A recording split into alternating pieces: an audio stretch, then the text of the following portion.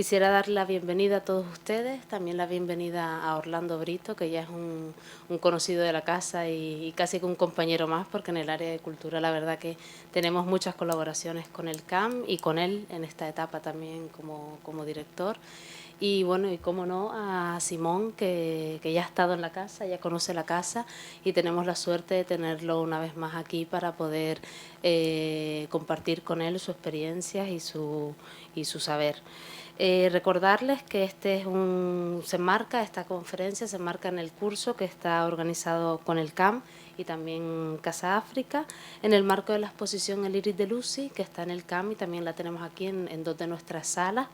Y bueno, recordarles que la semana que viene, el 5 de mayo, volveremos a tener una charla en Casa África en la que estará Elise Antagana, y el 25 de mayo en el CAM que estará Sue Williamson. Sin más, me gustaría pues pasarle la palabra a Orlando Brito, que él es quien les presentará a Simón Njami. Y bueno, espero que disfruten y que les sea de placer esta tarde aquí. Muchas gracias. Hola, buenas tardes. Muchísimas gracias. Bueno, estamos aquí en Casa África y efectivamente, ¿no? Esto forma parte de nuestras colaboraciones que esperemos sigan desarrollándose en el futuro, ¿no? Para mí volver aquí es también una enorme satisfacción, como bien has dicho, también con relación a las colaboraciones anteriores que hemos tenido, ¿no? Y bueno, esto se enmarca efectivamente en la exposición El Iris de Lucy, ¿no? Y bueno, presentar a Simón Yamí es presentar a una de las figuras más relevantes en lo que sería la cultura contemporánea del continente africano, ¿no? Es un intelectual especialista en literatura y en arte, ¿no? Y para mí sería la persona que probablemente más caminos ha abierto con respecto al continente africano. Es la persona que ha impulsado el conocimiento de la cultura contemporánea del continente desde hace prácticamente 3 décadas, ¿no? Desde sus comienzos con la Revue Noire, ¿no? Con la revista negra, ¿no? Que daban visibilidad no solo al continente africano, sino también a lo que se denomina la diáspora, ¿no? Todo lo que sería Afroamérica, Afrocaribe, etcétera, ¿no? Sus colaboraciones son múltiples y sus iniciativas, ¿no? Desde la Bienal de Bamako con 7 ediciones, ¿no? 6-7 editions, la Bienal de Dakar y, digamos, todos los grandes eventos internacionales que de alguna forma han dado visibilidad al arte africano contemporáneo. Ahí ha estado Simón Yamí, ¿no? Los artistas africanos contemporáneos también lo reconocen como una de las personas que ha posibilitado, ¿no? Y que ha hecho posible, o sea, el visibilizar lo que es la creación contemporánea en el continente, ¿no? Grandes exposiciones él ha desarrollado, como África Remix, que estuvo en el Centro Georges Pompidou y en otros tantos centros internacionales, o como más recientemente la Divina Comedia. Y en el Centro Atlántico tuvimos la oportunidad de contar con el comisariado de la exposición Otro País, Escalas Africanas, y también El Tiempo de África, ¿no? Otro País, Escalas Africanas, aquí hay algunas compañeras del CAN, fue hace 23 años, ¿no? Parece mentira, ¿no? Y en aquel momento fue cuando tuve la oportunidad de conocer a Simón y Simón, igual que a otras personas en mi vida, ha sido fundamental en el sentido que él han colaborado a abrir nuevos caminos, nuevas perspectivas, ¿no? Y es algo a lo que le estaré siempre agradecido, ¿no? Para mí África era un territorio absolutamente desconocido en términos de arte contemporáneo, y en el CAN, gracias al CAN y gracias a esa iniciativa inicial de Martín Chirino de pivotar, ¿no? Sobre la tricontinentalidad, nos fue permitiendo a los que trabajábamos allí el poder tener acceso a lo que serían en aquel momento los orígenes del debate en Europa, ¿no? Con respecto a lo que es o no es arte contemporáneo africano, y empezar a dar visibilidad. En aquel momento recordamos a los Magos de la Tierra, ¿no? Y otros tantos proyectos. Ya los debates parecen antiguos, pero a veces también las cuestiones se repiten. Es como si no se hubiera aprendido, ¿no? Sino que hay un permanente olvido, ¿no? Y a veces da hasta cierta pereza, ¿no? El tener que volver a plantear cuestiones que uno suponía superadas con respecto a la mirada sobre el continente, sobre la creación contemporánea africana, ¿no? O sea, dar las gracias a ustedes, a Simón, por ser compañero de viaje durante tantos años, ¿no? Por haberme presentado tantas personas y contextos, ¿no? Lo que me ha permitido a mí desarrollarme también en ese espacio apasionante de la creación de origen en el continente africano, donde también nosotros somos parte, ¿no? Recuerdo el haber hecho preguntas en Dakar, ¿no? Y para ustedes, en el Comité Científico de la Bienal de Dakar, y para ustedes que son las Islas Canarias, y decían, no, ustedes son Europa. Y entonces uno quería ser también parte de esa diversidad y de esa riqueza múltiple y diversa que es el continente africano, y también uno se encontraba con esas contradicciones, ¿no?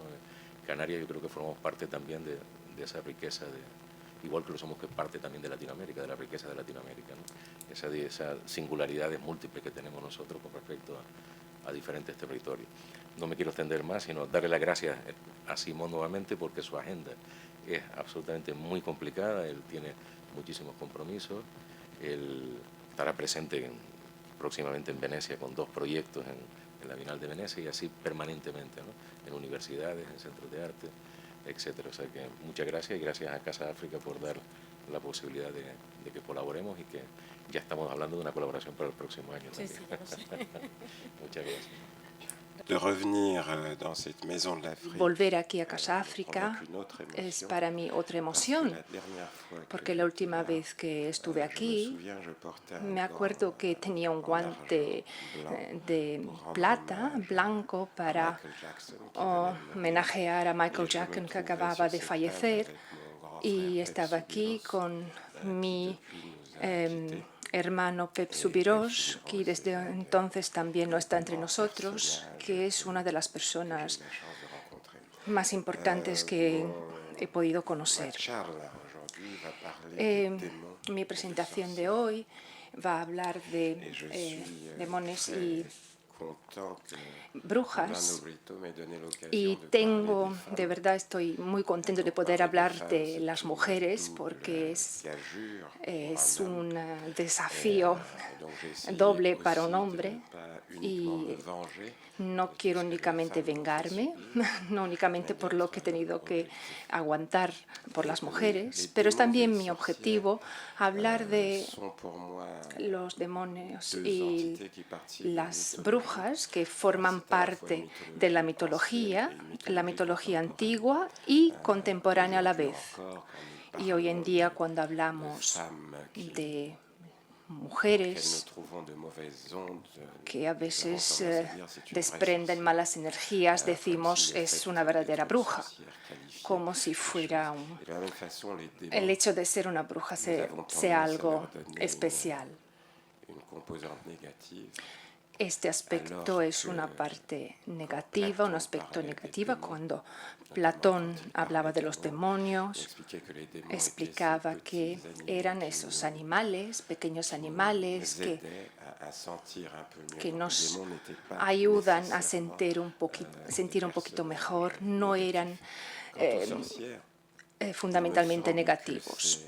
En cuanto a las brujas, me parece que es una manera que la sociedad masculina una manera de encontrar otra alteridad respecto a las mujeres. Entonces, el término bruja para mí ha sido una manera para la sociedad masculina y blanca de fabricar la alteridad. Entonces, el término de bruja ha sido la manera de fabricar esta alteridad y me parece que el mundo dominante siempre ha querido construir este término y siempre ha querido encerrar estas personas de una manera evasiva. ¿Todo bien? Hay mucha acción y mucha animación en el público hoy.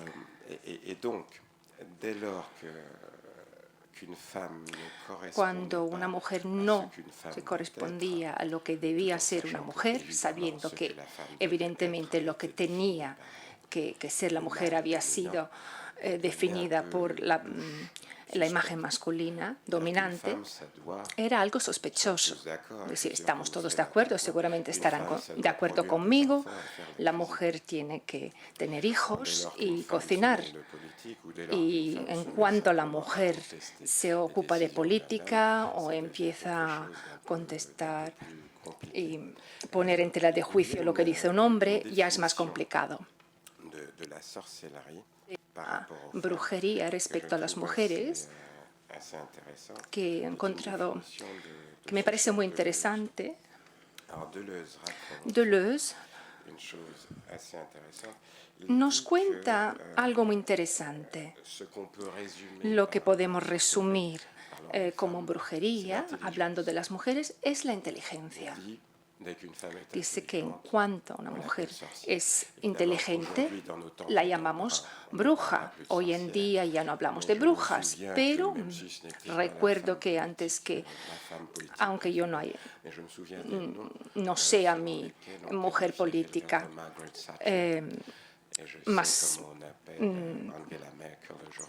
Margaret Thatcher no ha sido en cuanto ser un hombre para un hombre es algo muy negativo porque una mujer tiene que adaptarse a lo que diga un hombre. En el romanticismo, por ejemplo, el hecho de ser incapaz de gestionar la mujer se traduce a través de dos paradigmas, dos personajes en particular que caracterizan la manera en la que los hombres intentaban arreglar esta situación.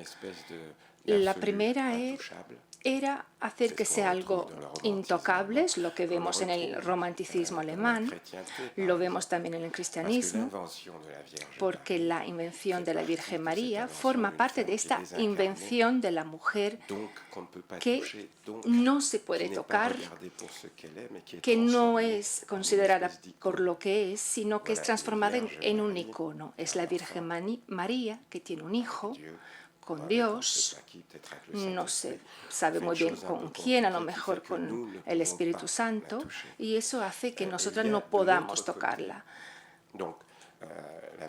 La Virgen María es la parte angélica que vemos en la mujer ideal para el hombre, que vemos también en la figura de Penélope, esa buena Penélope que esperaba a que Ulises llegara, hilando. Esta mujer que espera a su hombre toda su vida, esperando únicamente a su hombre toda su vida, porque únicamente puede vivir a través de él. Y otra figura, que es el origen de la bruja, de esa figura, es Eva. Porque como los hombres siempre hacen todo lo que puedan para tener razón, se explica que es culpa de Eva porque es ella que quiso comer la manzana, que convenció a Adán para comer la manzana. Y hay también historias donde dicen que cuando Adán se comió la manzana, también se quedó, casi se atragantó. Entonces, esto hace que la humanidad, y es por culpa de Eva que se echó a la humanidad del paraíso. Entonces, el principio de bruja es para mí algo aplicado a todas las mujeres que quieren saber, que quieren ejercer un poder y que osan desafiar el poder del hombre dominante, para decir únicamente y diciendo únicamente existo. Es algo terrible y es algo que también notamos un poco en todos los países del mundo, por ejemplo en España también, donde el hombre está todavía convencido de que tiene ese poder. Y cuando hablamos de figuras emblemáticas como Juana de Arco, que tenía un problema de acúfenos, oía cosas, sin embargo era una guerrera, decidió ir en contra de los ingleses y sabemos cómo terminó. Luego, hay más ideas que encontramos cuando, por ejemplo, si nos equivocamos, normalmente pensamos en transferir esa equivocación a otras personas. Hablamos, por ejemplo, para los niños la pedofilia. Damos mucho poder a los niños donde hemos, por ejemplo, si un niño tuvo una mala nota en el colegio, podía decir el niño que el profesor lo había tocado, pero era todo mentira. No sé si han oído hablar de las brujas de Salem. Es una historia verdadera del año 1630-1650 en Estados Unidos, donde había una joven y jóvenes que decían que habían sido hechizadas y le habían dicho a sus padres. Y hablaron de 3 culpables. Es interesante ver qué culpables nombraron. Fueron los maridos. ¿Quién estaba cantando como Marilyn Monroe? Arthur Miller, el marido de Marilyn Monroe, había escrito una obra de teatro sobre estas mujeres que tenían un comportamiento extraño. Estaba Sarah Osborne, era una mujer ya que estaba a punto de morir, ya mayor, y en el sitio donde vivió, explicaba que había sido desheritada para que el dinero fuera a su exmarido. La llamaron bruja. Y pienso que las niñas que designaban a los culpables y que iban culpables que la sociedad podía luego quemar. Había también a Sarah Good, que era una mendiga y era la hija de una señora francesa que tenía un pequeño hotel, un pequeño albergue. Se llamaba además Good, entonces buena, pero era la tercera de los culpables y hubo 46 personas que fueron quemados. Y la última fue una esclava, una africana. Lo que comentó antes el señor Brito y que me dio la oportunidad de dar esta conferencia, habló la llamó el iris de Lucy. Es la metáfora del ojo, lo que define el punto de vista y es lo que nos permite apreciar el arte, el ojo, la mirada. Y otro término es Lucy.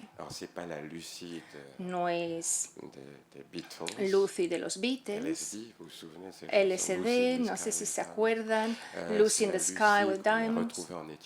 Y la encontraron en Etiopía y es como si fuera nuestra madre común. Entonces Brito seleccionó artistas africanas, pero la llamó el iris de Lucy para decirnos que estas artistas africanas no tienen que ser miradas en su africanidad, pero a través de la mirada. Y pensando en la historia de las mujeres, que es algo totalmente fascinante, puedo hacer unos paralelos. Asistí a una conferencia un día y una amiga especialista de las minorías, Minority Studies, tenía una especialidad, el feminismo. Un día escuché su conferencia y pensé, qué raro, qué curioso, es suficiente cambiar mujer por negro y encontramos el discurso de los años 60 de los afroamericanos que luchaban por su emancipación. Querían ser respetados, hablar por ellos mismos, decidir de su vida, tener el derecho al voto, etcétera, etcétera. Entonces pensé que toda esta historia no es una historia de mujeres, pero sin embargo es una historia de poder, de dominación y de dominados. Y lo que es interesante, porque Orlando Brito siempre quiere cumplir las cosas, y lo que ha hecho en su exposición es juntar tres paradojas coloniales, porque yo entiendo el machismo como esa paradoja, la necesidad de dominar al otro, de decidir por los demás.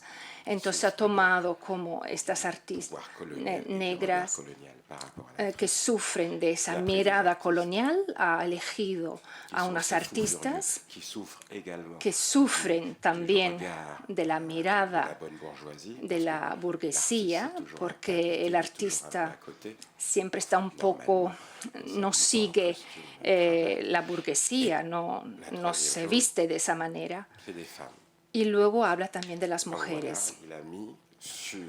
Entonces, lo que hizo es, en un mismo lugar, junto a esas tres paradojas a nivel de colonialismo también. Y un día se me preguntó, las organizaciones son bastante curiosas, la Organización de la Francofonía me pidió que hiciera un informe sobre el arte francófono. Pueden imaginarse, he pensado, ¿cómo puedo yo hablar con una pintura y ver si esa pintura habla francés o wolof? No había nada que no fuera tan extraño como hablar sobre la francofonía, porque algo así no existe. Y también el arte africano, femenino, para mí no existe. La manera en la que defino los artistas que vienen de África son africanos, gente de origen africana, que producen arte. Y es también como defino a las mujeres, son mujeres de origen femenino que producen arte.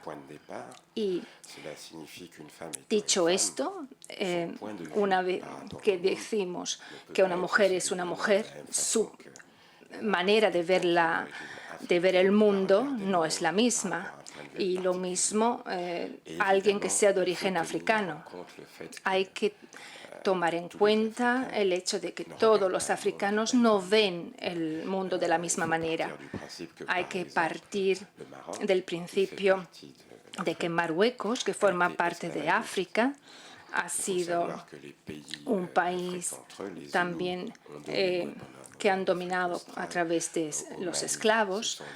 En Mali también hubo el mismo tipo de actuación, de dominación, subdominación. Siempre hubo esa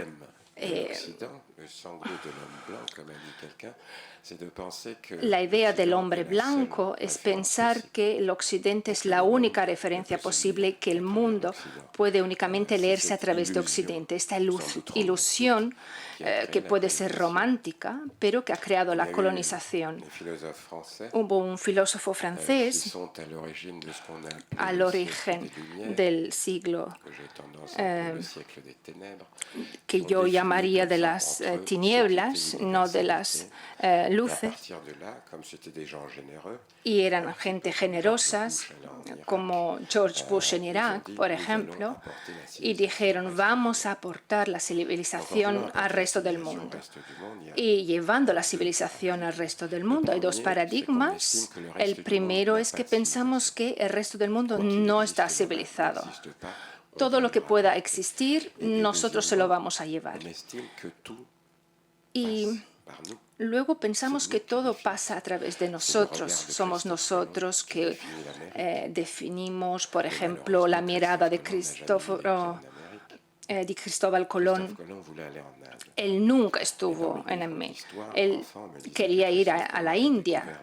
En mis libros, en la niñez, decían que él quería irse a la India. Y pienso que cuando él llegó en el Caribe, la gente tenía que haber pensado, pero ¿quién es este que no tiene ninguna civilización?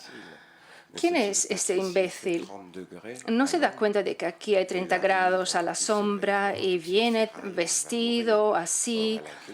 Y bueno, le vamos a dar la bienvenida, le vamos a explicar, pero como dijo Walter Benjamin, la historia siempre se escribe por el vencedor. Y la gente que ha sido dominada por Europa era gente que no quería dominar a nadie, gente que escribía las cosas en una materialidad diferente. Hay cosas en la memoria del otro. No había ninguna necesidad de firmar un papel. Y también en la cultura católica, en la cultura cristiana, la gente normalmente se olvida de lo que forma parte de su cultura. Me parece que al principio no creo que fue Gutenberg.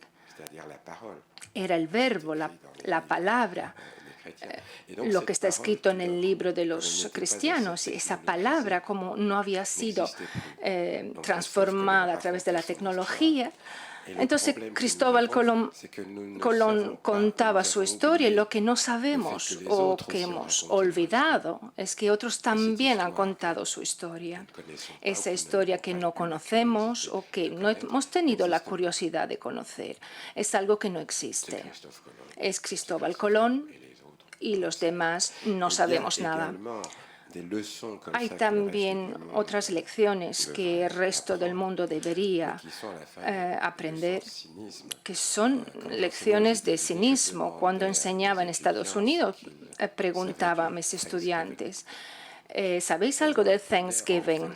Oh, Thanksgiving es ese momento en el que nosotros empezamos a comer, a cenar, pero solamente algunos se acordaban del hecho de que había sido creado para dar las gracias a los nativos americanos que cuando vieron a los que llegaron desde Europa, le dieron de comer. Y ya sabéis cómo han sido, cómo se les ha agradecido matándolos. Entonces, lo que hacen las mujeres y los africanos es llenar la otra parte del libro, en poner en tela de juicio la historia del vencedor. Es mirar esta historia, es cuestionarla, porque vencer a alguien que no os ha pedido nada es cuestionable. Entonces sería escribir esa parte de la historia que no ha sido escrita. Y es por eso que las feministas son un poco problemáticas. Todos los nacionalismos son para mí problemáticos porque es una forma de nacionalismo. Porque de repente queremos reivindicar algo particular, pero no nos damos cuenta de la importancia del humanismo. Y creo que lo que hace el mundo hoy en día, el mundo que me interesa, es hacerle un poco de espacio a la historia, porque el mundo está lleno de gente que no tiene el nivel. Sería mi aportación para explicar cuál es la otra historia. Yo no soy un sujeto pasivo, como se podría pensar.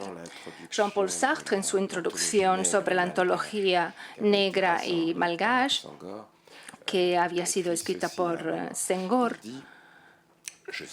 dice: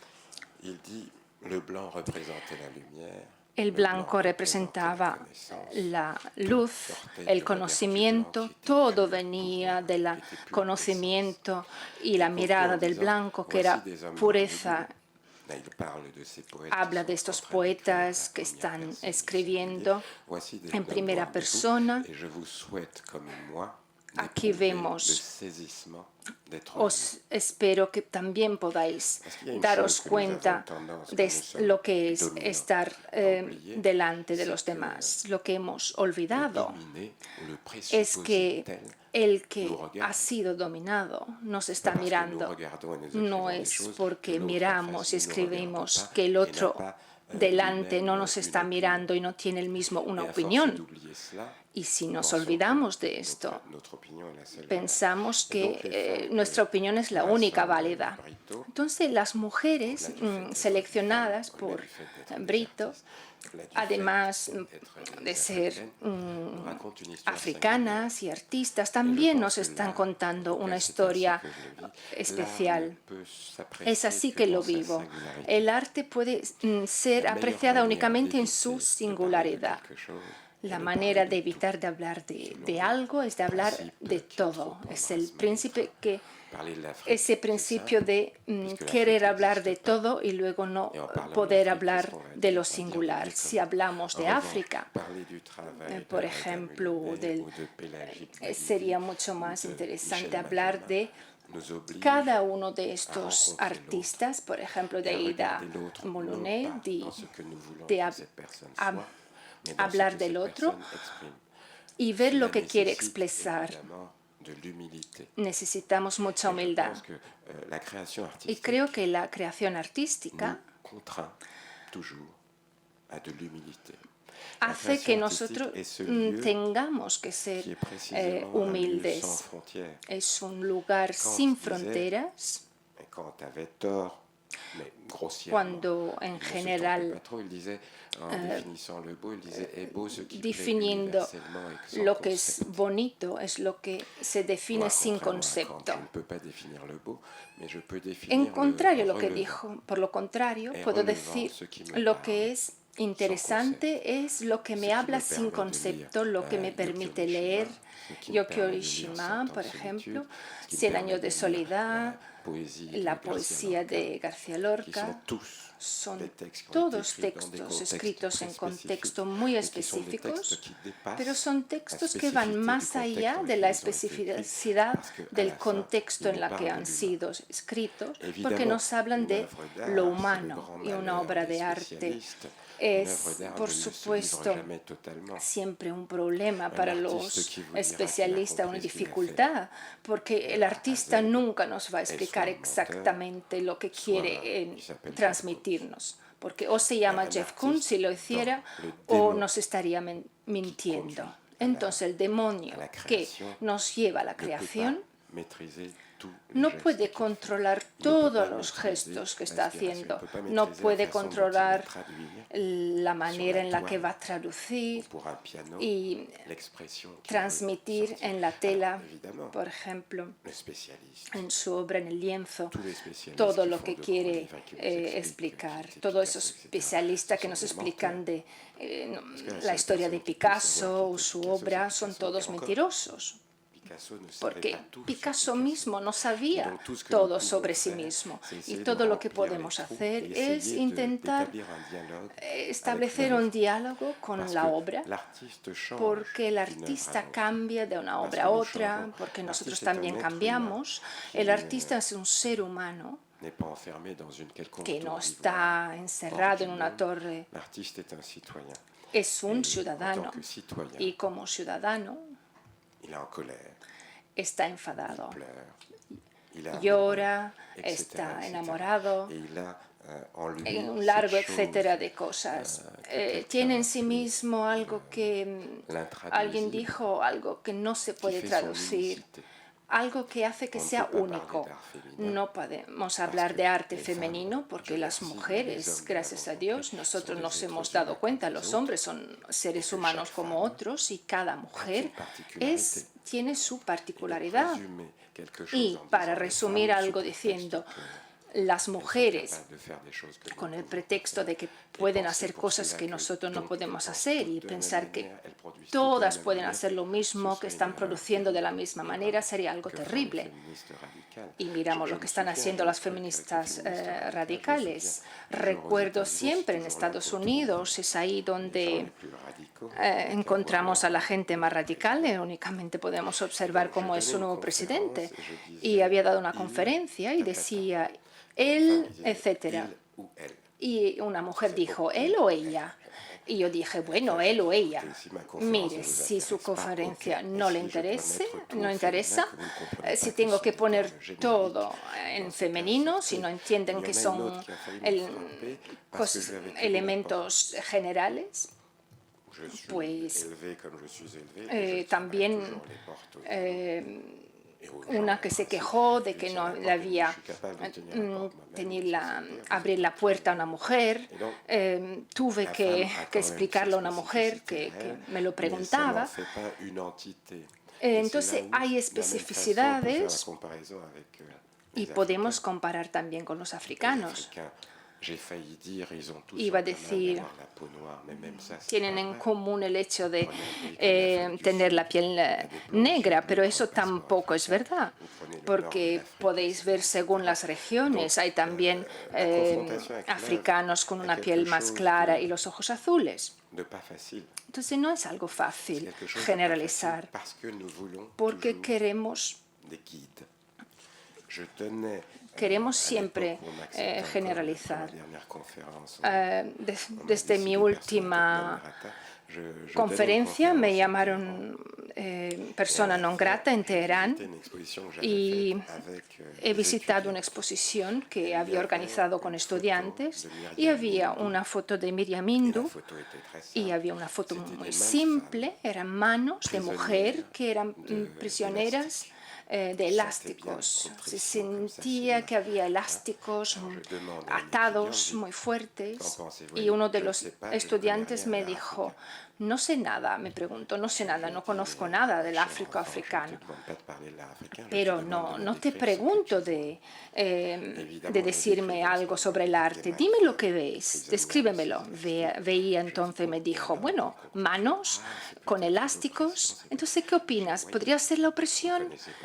Y, ¿ves? Le dije, no se da cuenta, no conoce África. Y eso puede, sin embargo, dar su opinión sobre esa obra. Entonces queremos, como los que descubrieron en el pasado, queremos algo que encaja, como Marine Le Pen dice, los extranjeros. Nicolas Sarkozy decía también los extranjeros, cuyo padre también era extranjero en Francia, y de repente habla de los extranjeros. Entonces somos siempre los extranjeros de los demás. Me parece que es Hannah Arendt que ha hablado de esta alteridad y que dijo, estamos en un lugar seguro cuando estamos delante de alguien que no nos asemeja, porque si se asemejan mucho a nosotros, pierde su interés. Entonces necesitamos a gente que no se asemeja a nosotros. Es el 10% que nos diferencia. Es más interesante que ver el 90% que nos diferencia, que tenemos en común. Entonces, porque si hay algún problema no podemos ver un culpable. Por ejemplo, pueden ser los judíos, ayer, hoy pueden ser los sirios, pueden ser los musulmanes. Pero Pup Subiros me había enseñado un vídeo un día que era muy curioso porque era un vídeo producido por españoles y para español. y que enseñaba a andaluces que iban a Barcelona, porque el vocabulario utilizado para estos andaluces era exactamente el mismo vocabulario utilizado hoy en día por los migrantes. Era gente pobre, que no tenía dinero y que se dirigen a Barcelona para encontrar trabajo. Entonces, si examinamos todos esos elementos, la alteridad es algo que no me interesa. Este término no me interesa porque es claro, porque está claro que cada uno es diferente respecto a los demás. Lo que me interesa es ver lo que tenemos en común. Y en el trabajo de las brujas, que ha sido organizado por Orlando Brito, es algo que no reconozco. No hay nada de humano que sea extranjero para mí. Entonces, antes de ser mujeres y artistas, son antes que nada seres humanos. Y si veo el trabajo de estas artistas, puedo comprender lo que intentan transmitirme. Y pienso que el único servicio que podemos dar al tercer mundo, a África, es dejar de ayudarles, dejar de querer ayudar a estos países, porque si queremos ayudar a alguien en la antigua práctica judeocristiana, es hacernos sentir superiores cuando queremos, por ejemplo, ayudamos a alguien por la calle, también nos sentimos superiores. Pienso que si hay un continente que ayudará en el futuro a los demás, una vez que ya no habrán los dictadores de antes, entonces ya son mayores, será África. Por ejemplo, Angela Merkel había comprendido, pero por motivos económicos, y la economía no me interesa, decía que es el continente más joven del mundo. Es un continente donde la edad media es de 23 años. Entonces, cuando nosotros ya no estemos, ellos nos propondrán un mundo que será, no sé si será mejor, pero será diferente. Y voy a concluir, porque me gustaría también poder contestar a unas preguntas.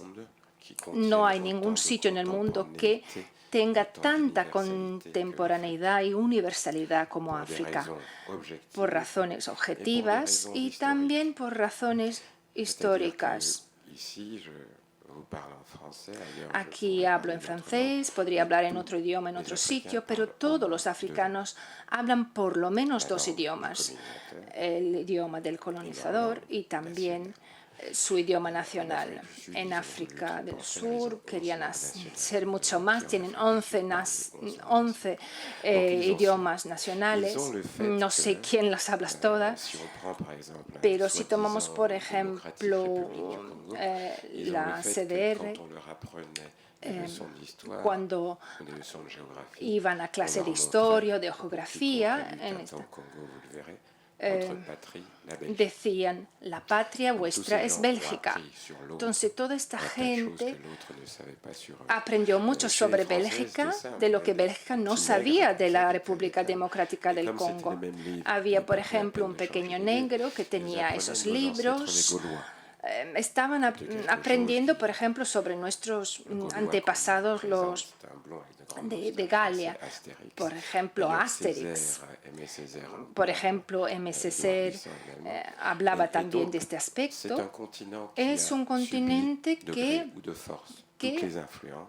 ha tenido muchas influencias que hoy en día están integradas en ese continente. Es un continente joven donde las fronteras no son muy claras. El arte es ese territorio fantástico, y podéis hablar de eso a Rajoy o Putin y a los demás. El arte es ese territorio donde no hay fronteras, donde la percepción del arte va más allá de la entidad, de la nacionalidad. Es el encuentro de esa mirada, ese iris, con otra mirada. Es una obra y en una obra siempre hay una propuesta. Es algo abierto. A veces hablo con artistas que me dicen, me gustaría ser esto, es lo que quería hacer. Pues es eso que vi. Y a veces dicen, no es lo que yo quería decir. Entonces yo también cambio mi opinión.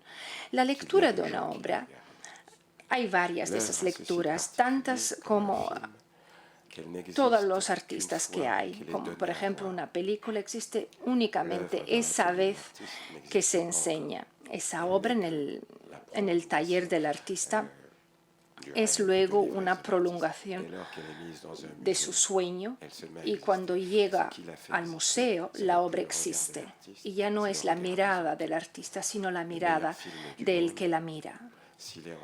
La mejor película del mundo, encerrada, y que nadie la mira, no es una obra.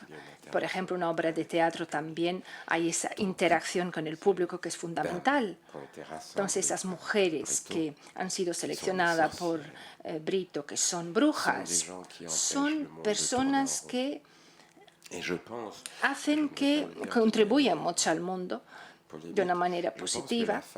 Y pienso que la mujer, como cualquier país colonizado, tiene una inteligencia superior respecto al macho dominante, porque tiene ambos lados de las cosas, tiene también sus poderes específicos. Puede, por ejemplo, traer al mundo niños, cosas que los hombres no pueden. Puede hacer muchas cosas y saber conocer también esa capacidad de conocer al hombre hace que tenga mucho más poder. No es únicamente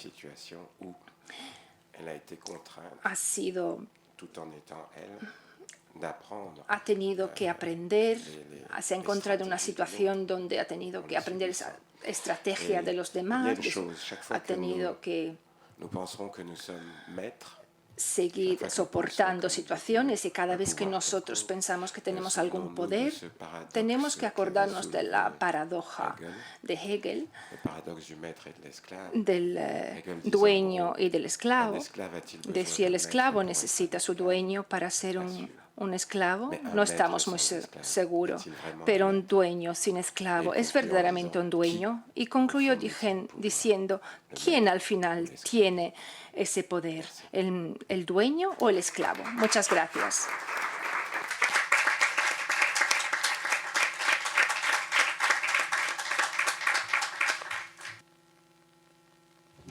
Muchas gracias, Simón.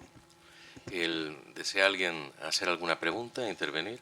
La verdad es que has abierto muchísimas cuestiones, ¿no? Y como siempre nos confrontas con espacios permanentes de contradicción en el que vivimos todos, ¿no? Pero bueno, somos el resultado de las contradicciones, ¿no? Darte las gracias, ¿no?, por responder a una metáfora con otra metáfora.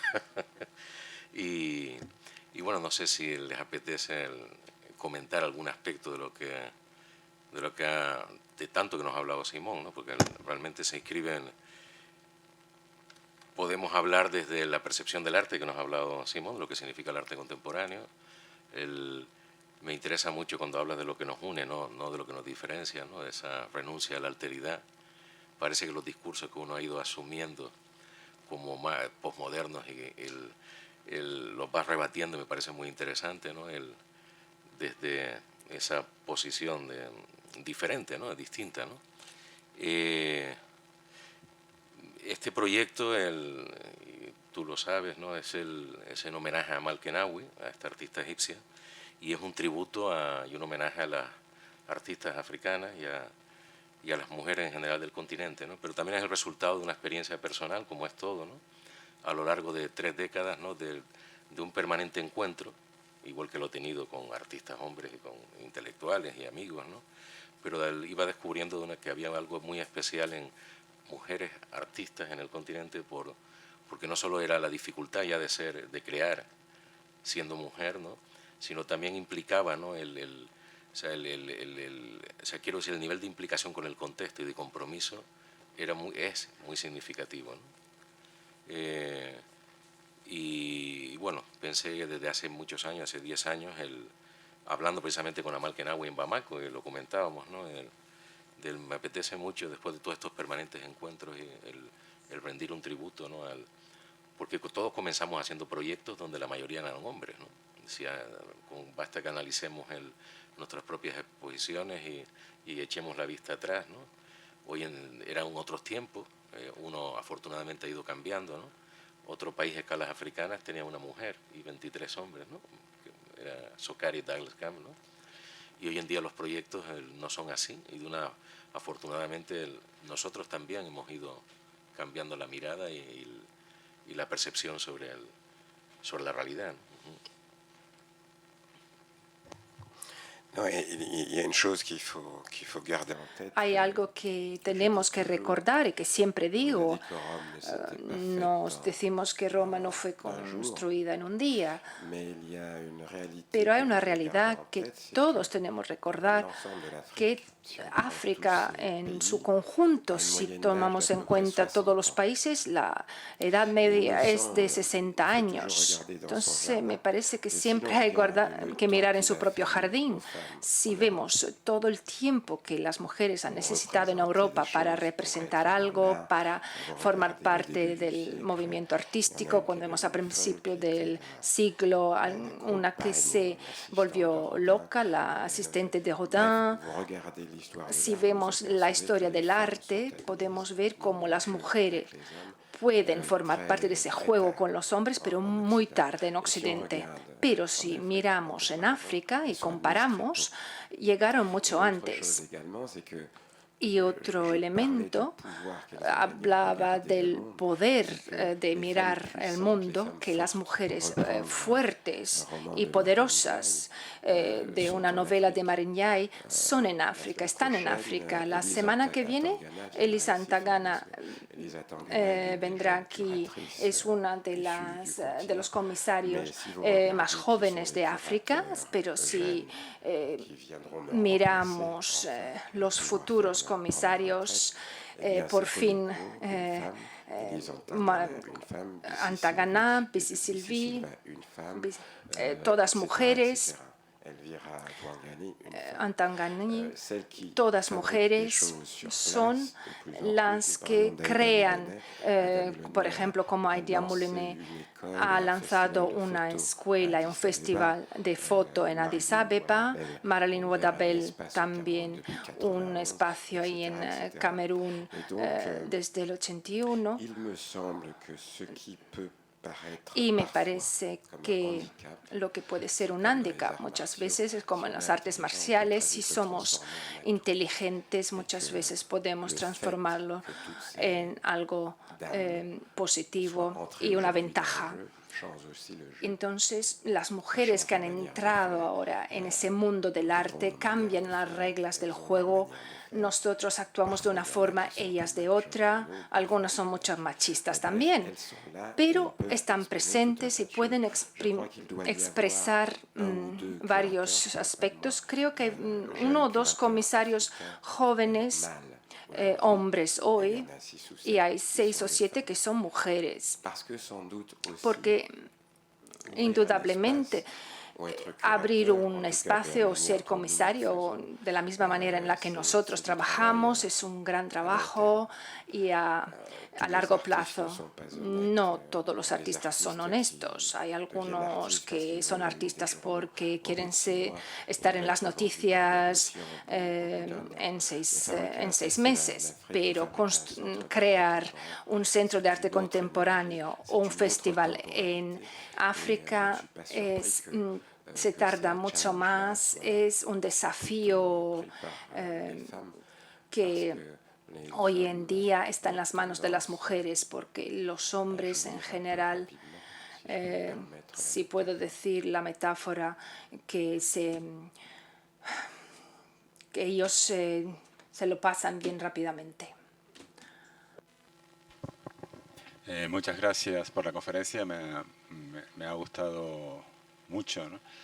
Y hay algo que me ha ido rondando la cabeza a lo largo de la conferencia, y es la aparición del poder y de la dominación.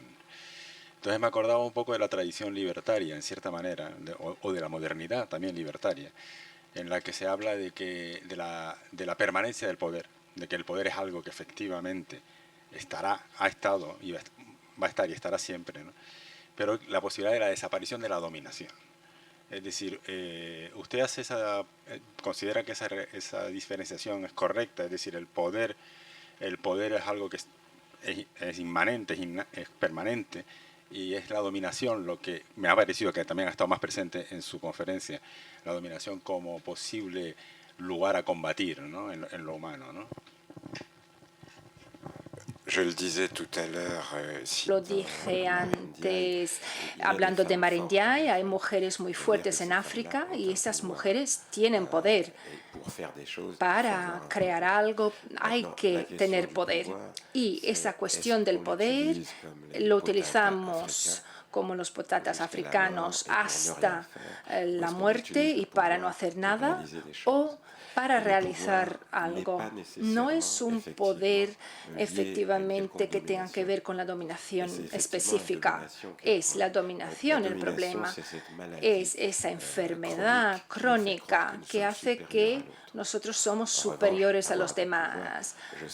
Tener un poder, sé que tengo un poder que un joven a lo mejor no tiene hoy en día. Cuando era joven y hablaba con un museo para proponerles una idea, el asistente del asistente del asistente me decía no. Pero hoy en día los museos me llaman, en fin, es todo un camino.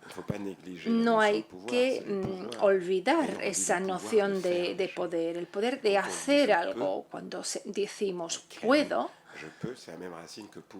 es la misma raíz de poder. Poder es ser capaz de modificar las cosas, entonces hay un doble juego de palabras entre poder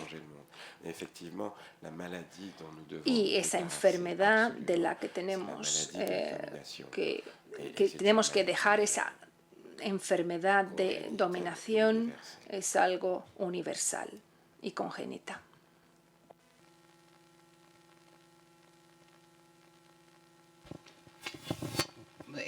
Yo sigo pensando en términos un poco más atávicos que, bueno, la museografía, el museo, la institución es una invención del relato y de la historiografía occidental. Por tanto, esa dimensión del coleccionismo, de la metodología clásica, que parte del siglo XIX, en el siglo XXI todavía, ahondando un poco en esta dimensión del poder, necesita, para completarse, de lo exótico,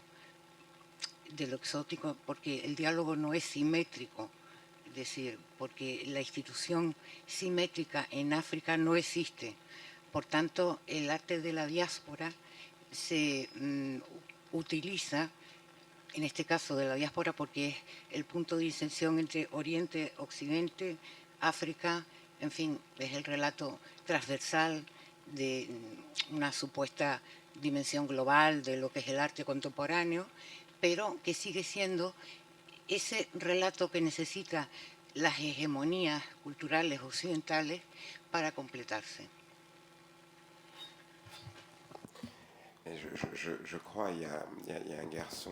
Creo que hay un joven que me hablaba de una bienal, etcétera, que quería absolutamente participar, y le dije: sois muy raros vosotros niños, porque queréis precipitaros en una casa que se está quemando.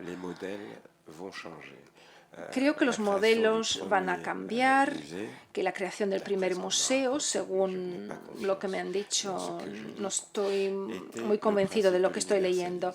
El principio del universalismo es el que estaba ahí para enseñar a los demás el poder que tenía. Íbamos a cualquier lugar del mundo, enseñamos el poder que tenemos sobre el mundo, y es así que han crecido y se han creado los primeros museos como tesoros de guerra.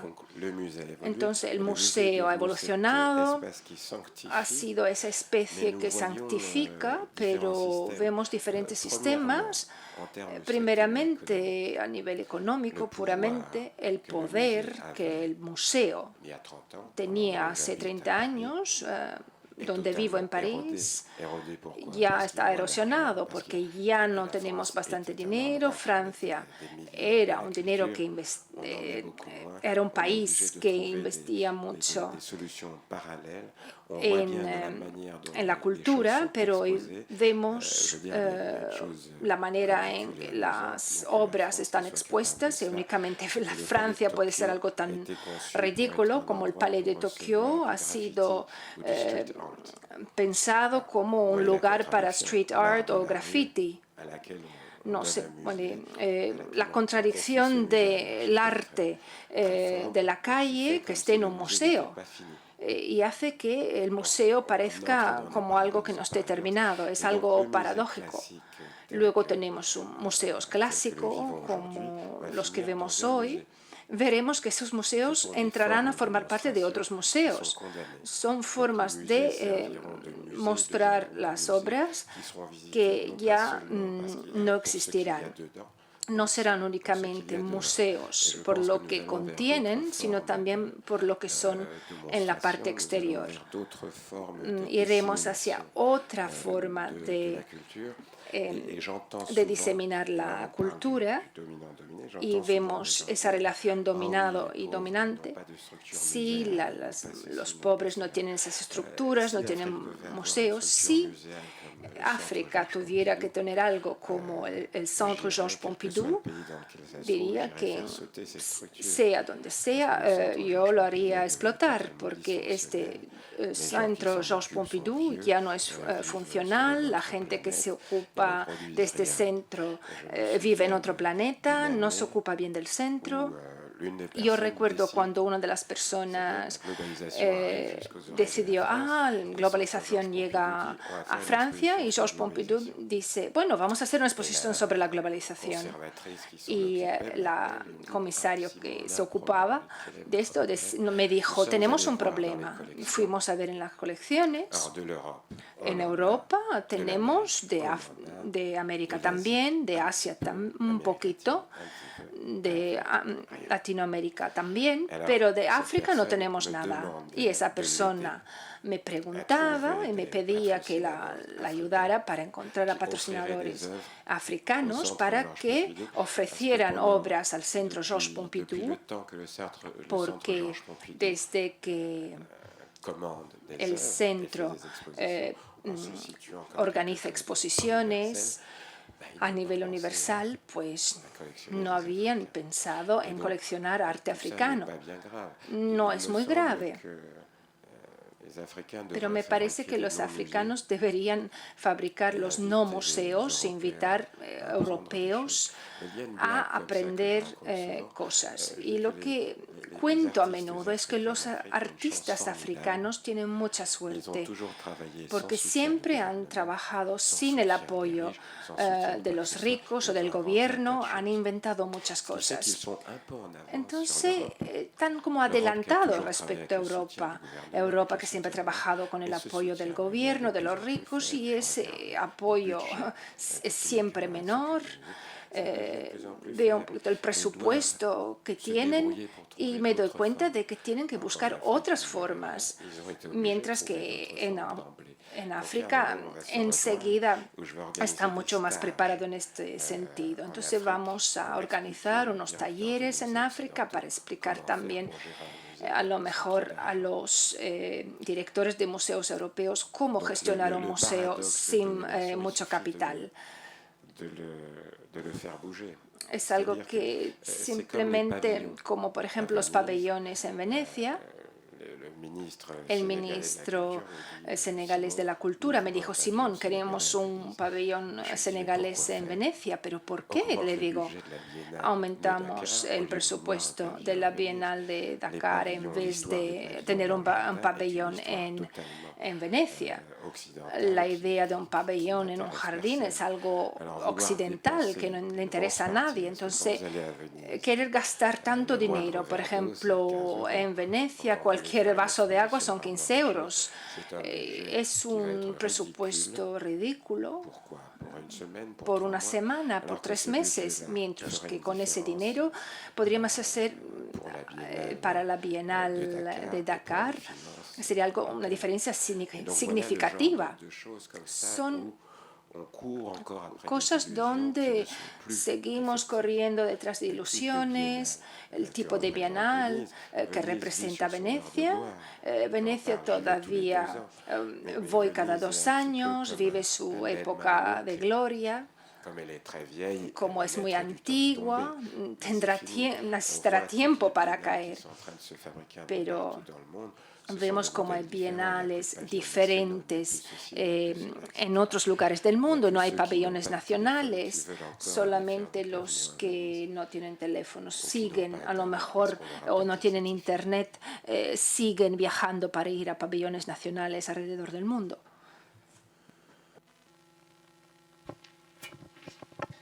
Bonjour, je crois que c'est une conférence magnifique.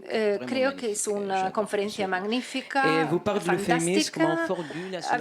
Ha hablado del feminismo como un nacionalismo. Me llamo. Las mujeres son nacionalistas, no lo sé. Si hablan de feminismo universal para las mujeres, no es un feminismo radical, pero universal.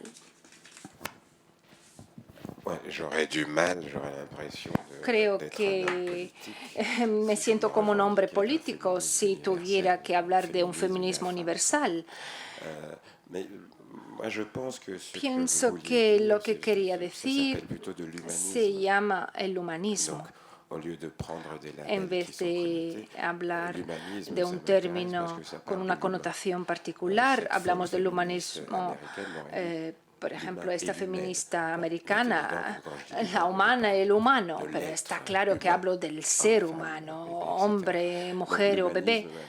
El humanismo me interesa mucho más que cualquier nacionalismo, y el hecho de no ser nacionalista no quiere decir que reivindique el hecho de ser un vasallo. Por ejemplo, hay 250 lenguas en el Camerún, 40 son las principales. Mis padres vienen de uno de estos pueblos y reivindico el hecho de venir de ese pueblo en particular, pero no quiero cerrar fronteras. Y sé que otros humanos también son humanos. Entonces, feminismo universal, no, pero humanismo sí, en cuanto a mí se refiere. Una cosa curiosa es que Francia ha producido, ha creado la Declaración Universal de los Derechos Humanos. Han hecho su revolución en 1789, han hecho la abolición de la esclavitud, y había una mujer, seguramente una bruja, la Joséphine de Beauharnais, que tenía plantación en Martinica y que veía a Napoleón. Y le dije, está bien la esclavitud, pero ¿quién va a plantar mi caña de azúcar?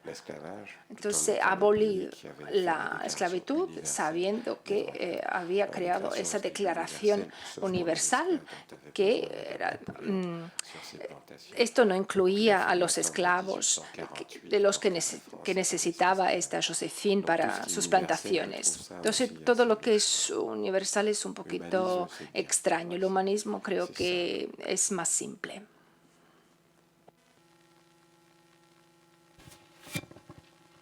Buenas, me va a perdonar, pero yo creo que no le he entendido casi nada. Por ejemplo, me resulta muy paradójico muchas de las cosas que ha dicho, pero creo que le entendí que una forma de no hablar de nada es hablar de todo. Hablar de humanismo no es hablar de todo.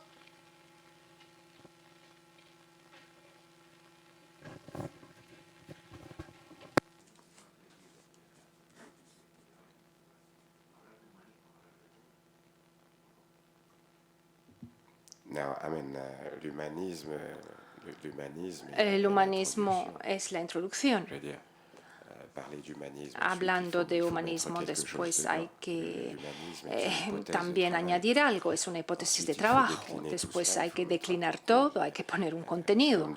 Es como De Gaulle que decía la Europa, y decir Europa no es suficiente. Después hemos visto con los ingleses. Entonces el humanismo es un punto de partida y para mí significa poner el ser humano al centro de las preocupaciones. Si hablamos, por ejemplo, del desempleo o de trabajo de un punto de vista del humanismo, de circulación del trabajo, de los trabajadores, de este punto de vista tendremos políticas prácticas que serán diferentes respecto a políticas nacionalistas que piensan únicamente en un tipo específico de fórmula.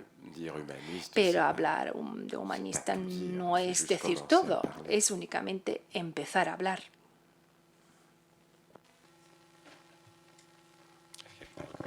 Es que antes usted dijo otra cosa que también me pareció un poco contradictoria con lo que deduje que yo no le estaba entendiendo a usted. Yo le entendí a usted que yo estoy entendiendo que el concepto bruja es mujer que piensa, mujer inteligente. Y que al ser paralelo, digamos que mujer, digamos que naciones dominadas, tiene una visión, digamos que rellena la otra parte del libro. Que falta, un momentito. Pero luego, por otro lado, dice usted que un artista, mujer, da igual que sea un artista, que sea mujer, que sea hombre. Entonces yo me pregunto, yo que no entiendo de arte, vengo aquí a una exposición, cuando miro una obra, ¿qué miro? ¿Un artista o también tengo que pensar que es una artista mujer, que además ha estado en África? También le preguntaría a usted si usted ha visto la película que es sobre ciencia que se llama Sombras ocultas. No, il n'y a pas de contradiction dans ce que je dis. O alors, s'il y en a, je les revendique. Contradicciones, pero si hay contradicciones, las reivindico todas las contradicciones. Yo quería posicionar la mujer a nivel de la historia. La mujer ha sido dominada, ha sido tratada, considerada como una bruja, que ha sido una forma de canalizar su alteridad de forma negativa. Y por eso citaba Barthes y Deleuze, quería decir que ser bruja es demostrar inteligencia, etcétera, etcétera. Entonces, si juntamos lo que dice Deleuze, el hecho de que las mujeres han sido categorizadas como brujas, también podemos decir que es así porque los hombres se han dado cuenta de que pensaban que iban a ser peligrosas y para deshacerse de ellas había que hablar de ellas como brujas. Otra cosa, cuando miro, por ejemplo, una obra, pienso, a lo mejor es un artista español, pero cuando veo una obra no estoy buscando el hecho de que sea español o no, admiro la obra, dejo que su obra me guíe hacia a lo mejor una mujer o no, a lo mejor hacia una mujer africana o menos, a lo mejor hacia África, pero sin guiarme hacia una mujer. Lo que quería decir es que hay que mirar las obras, dialogar con ellas sin ningún prejuicio o ninguna idea preconcebida. Os enseñaré, por ejemplo, una obra de un hombre y poniendo es una mujer y verán a lo mejor razones para decir que es una mujer. Por ejemplo, había un artista de Camerún que había tomado como nombre de artista Pascal con E, Martín con E, Daillou. Y las primeras críticas que hubo sobre su obra empezaban con el hecho de que el crítico había hablado de que era una mujer. Entonces, el crítico de arte había empezado sobre el hecho de que era una mujer, mientras que era un hombre. Y a lo mejor si hubiese sido un hombre hubiera visto las cosas de otra forma. Entonces esta botella, si no es femenina o masculina, como la manera en la que una mujer la utilizará la hará mucho más o menos femenina. Esta es la fenomenología. Y el arte es algo que existe únicamente cuando hay un discurso asociado. Y El discurso empieza con la mirada y miraremos la misma obra, los dos, pero los dos a lo mejor la veremos de una forma diferente porque la mirada que tenemos es nuestra experiencia, el sexo, la nacionalidad, los estudios, etc. Y todos esos elementos que como una nebulosa se traducen con el iris y la mirada. No decía que las mujeres no existen, decían que el arte femenino para mí no existe. Está el arte y luego está hecho por una mujer o por una mujer africana, polaca, etc. Pero tenemos que empezar con la obra porque si no nos arriesgamos a perdernos y cometer errores. Porque como Cristóbal Colón, si decidimos que esta es América, entonces hablaremos de América, mientras que se trata de África. Mientras que miramos las formas, entonces expresaremos lo que de verdad sentimos. Sí, he corregido y precisado un poco mejor. Steiner, en un congreso de Johannesburgo, cuando las cosas estaban muy mal, se planteaba el por qué, o sea, le preguntaba por qué en Sudáfrica no pasaba lo que pasaba, ¿no? Y él, o sea, un personaje del Congreso de la ACN le respondió, es que en África no hay libro. Mi pregunta ¿es necesario el libro? ¿Ya está escrito ese libro? ¿O realmente en la sintonía en la que estamos ya el libro no es necesario? Okay. Perdón por alargarme. Okay. I have a question. Wonderful. No, Pienso que la sociedad occidental, yo pienso que es una sociedad materialista y confunde dos cosas. Hay libros que existen y nuestra manera de funcionar hace que podamos tocar el libro para que exista verdaderamente. Creo que los africanos han escrito libros y estos libros se transmiten y se han transmitido de padre en hijo, y esa batalla de la materialidad